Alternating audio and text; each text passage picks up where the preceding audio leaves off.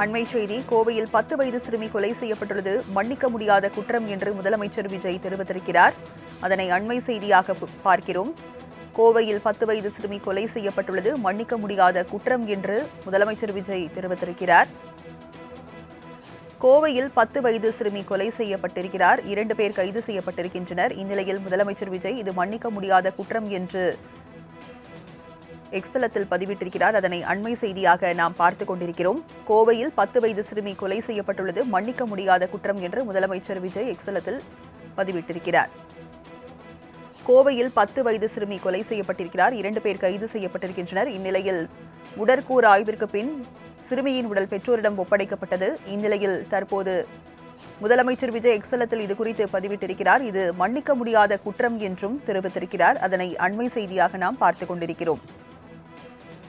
கோவையில் 10 வயது சிறுமி கொலை செய்யப்பட்டுள்ளது மன்னிக்க முடியாத குற்றம் என்று முதலமைச்சர் விஜய் எக்ஸ்தலத்தில் பதிவிட்டிருக்கிறார். அதனை அண்மை செய்தியாக பார்க்கிறோம்.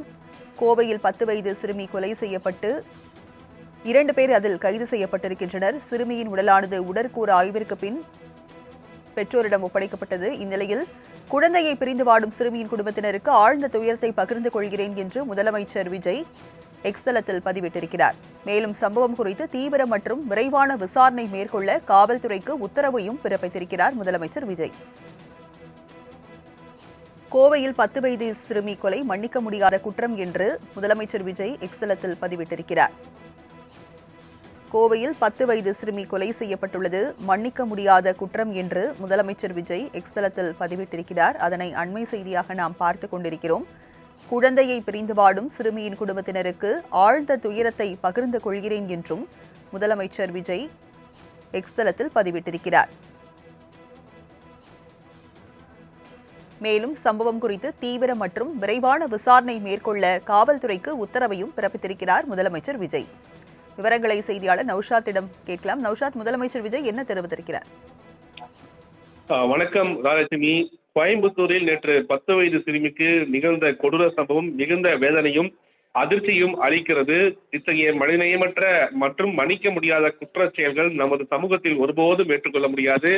தங்கள் உயிருக்குயிரான குழந்தையை பிரிந்து வாடும் சிறுமியின் குடும்பத்தை சார்ந்த சொந்தங்களுடன் எனது ஆழ்ந்த துயரத்தை பகிர்ந்து கொள்கிறேன். இந்த வழக்கில் தொடர்புடைய 2 குற்றவாளிகள் கைது செய்யப்பட்டுள்ளனர்.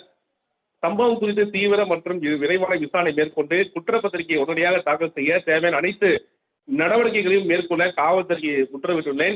மேலும் பெண்கள் மற்றும் குழந்தைகளுக்கு எதிராக நடைபெறும் இத்தகைய அராஜக செயல்களில் ஈடுபடுவோருக்கு சட்டத்தின் கீழ் கடுமையான தண்டனை பெற்றுத்தர தமிழ்நாடு அரசு உறுதியுடன் செயல்படும். இதற்கான உடனடி மற்றும் தேவையான அனைத்து நடவடிக்கை எடுக்கப்படும் என முதல்வர் தெரிவித்திருக்கிறார். மேலும் ஏற்கனவே இன்று காலையில் தமிழ்நாடு டிஜிபி நேரடியாக சென்று ஆய்வு மேற்கொண்டதும் இல்லாமல் தொடர்ந்து அந்த சிறுமியின் உடற்கூறு ஆய்வு முடிந்து தற்போது குடும்பத்தினர் ஒப்படைக்கப்பட்டிருக்கிறார்கள். தற்போது அந்த பகுதியிலுடைய அமைச்சர்கள் நேரடியாக சென்று அந்த சிறுமி குடும்பத்துக்கு ஆதரவு தெரிவித்தும் இல்லாமல் இது இருந்தாலும் கூட குற்றவாளிகள் ஒருவர் கைது செய்யப்பட்டிருக்கிறார், மற்றொரு மருத்துவமனை சிகிச்சை செய்யப்பட்டிருந்தார். இந்த நிலையில் தான் சிறுமியின் உடலானது ஒப்படைக்கப்பட்டிருக்கிறது. தற்போது தமிழக முதல்வர் தான் தற்போது இந்த அறிக்கையை வெளியிட்டிருப்பது மிக முக்கியமாக பார்க்கப்படுகிறது. தமிழ்நாடு அரசு உறுதியுடன் செயல்படும். இதற்கான உடனடி தேவை மற்றும் அனைத்து நடவடிக்கைகளும் மேற்கொள்ளப்படும் என தமிழக முதல்வர் ஜோசப் விஜய் எக்ஸ்தல பக்கத்தில் பதிவு செய்திருக்கிறார். ராஜலட்சுமி. நௌஷாத், ஏற்கனவே மகளிர் ஆணையம் 7 நாட்களில் அறிக்கை தாக்கல் செய்ய உத்தரவு பிறப்பித்திருக்கிறது. மேலும் என்ன உத்தரவை முதலமைச்சர் விஜய் பிறப்பித்திருக்கிறார்?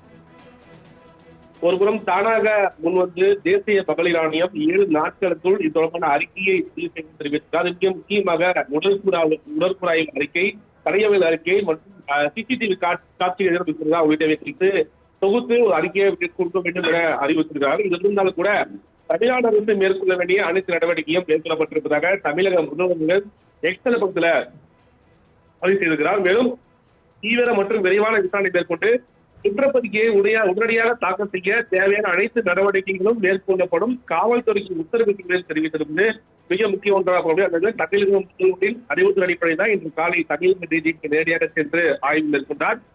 கோவை மாவட்டத்தின் அமைச்சர்களும் தொகுதியில் சார்ந்த சட்டமன்ற உறுப்பினர் நேரடியாக திரும்பி குடும்பத்தை சந்தித்து ஆறுதல் தெரிவித்துள்ளாமல் அவளை பெற்றோர்களிடம் உடலை குறித்த பிறகு பெற்றோருக்கு அந்த உடலை ஒப்படைத்து கூட பார்க்க முடியுது.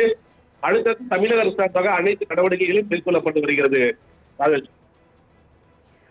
நௌஷாத், கொலையான சிறுமியின் குடும்பத்தினரிடம் தாவேக சார்பில் யாரேனும் தொடர்பு கொண்டார்களா? அது குறித்த விவரங்கள் ஏதேனும் தெரிய வந்திருக்கா? ஏற்கனவே இந்த சம்பவம் அறிந்தவுடனேயே காவல்துறை தரப்புல பல்வேறு நடவடிக்கை மேற்கொள்ளப்பட்டாலும் கூட அந்த பகுதியிலுடைய தாவேக சார்ந்த நிர்வாகிகளும் மற்றும் வெற்றி பெற்ற சூலூருடைய சட்டமன்ற உறுப்பினரும் மேலும் கோயம்புத்தூர் மாவட்ட வடக்கு சட்டமன்ற உறுப்பினரும் அதற்போது பிற்படுத்தப்பட்ட அமைச்சர் இருக்கக்கூடிய சம்பத் அவர்களும் நேரடியாக சென்று அந்த விவரம் குறித்தும் கேட்டிருக்கிறார் மற்றும் துரித நடவடிக்கைகளை துரிதமாக மேற்கொள்ள வேண்டும்.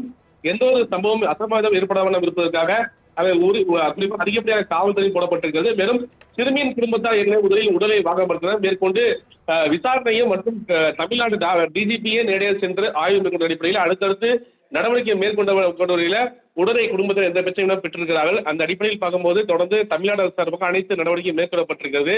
அடுத்து 7 நாட்களுக்குள் இந்த அறிக்கையை தேசிய மகளிர் ஆணையத்துக்கு கொடுக்க வேண்டும். மற்றவர்களும் தமிழக முதலமைச்சர் குற்றப்பத்திரிகை விரைவில் தாக்கல் செய்ய வேண்டும் என்று தற்போது எக்ஸ்பிரஸ்ல பதிவு செய்திருப்பது மிக முக்கிய ஒன்றாக பார்க்கப்படுகிறது. ராஜலட்சுமி, விவரங்களை வழங்கியதற்கு நன்றி நௌஷாத்.